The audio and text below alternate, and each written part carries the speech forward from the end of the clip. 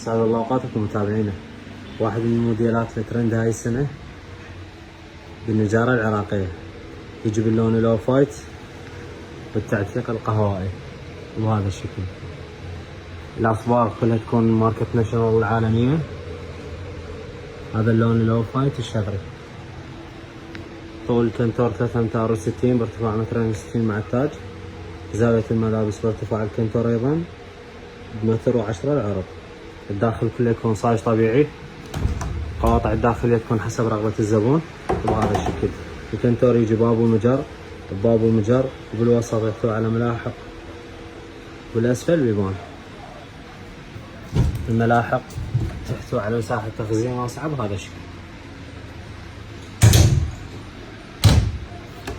الداخل كله صاج طبيعي، والفرش القبق مالته بلوك بهذا الشكل. ظهر شرشوبون نرماد شريطي على طول الباب، وكل الخشب المستخدم مصفى روسي مو خشب سكيت.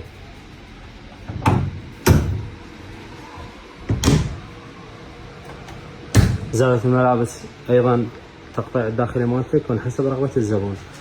ميزة اللازمة راح يكون بهذا الشكل، بيبان عدد 2 ومجر. ميزة المراية بهذا الشكل والجمال، يجي بيبان عدد 2 و3 مجرات وسطية، والاطار كله يكون زان مصري وطابورية تجي ويا هذا الموديل. سكة كلها هيدروليك اصلية المنشأ بهذا الشكل. السرير راح يكون بهذا الشكل، كوموديات باب ومجر، باب ومجر، تحتوي على اطار المراية بهذا الشكل.